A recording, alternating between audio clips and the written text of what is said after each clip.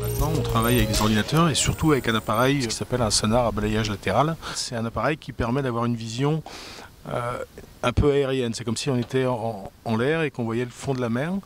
Et en noir et blanc bien entendu, et ça nous fait des ombres et ça nous donne des formes réelles du sable et des épaves que l'on peut trouver.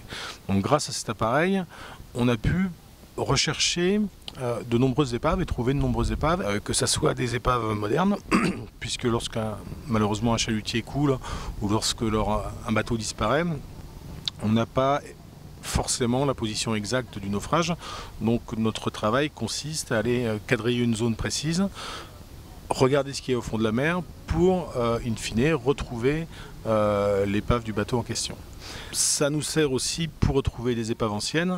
Ainsi, on est parti sur des chasses au trésor. Par exemple, dans la Manche ouest, entre l'Angleterre et la France, il y a une fameuse épave qui s'appelle le Mercantor Royal.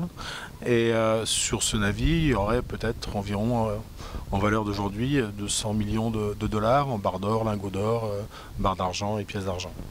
Et donc on a passé 5 mois sur l'Atlantique, enfin à l'entrée de la Manche, pour rechercher ce bateau que malheureusement on n'a toujours pas trouvé. Alors, si l'épave de la Blanche-Nef a été pendant longtemps l'épave la plus réputée pour son trésor quasiment au monde, puisqu'elle transportait tout le trésor des ducs de Normandie qui venaient de piller la Sicile et de guerroyer un petit peu dans l'Europe pour repartir en Angleterre.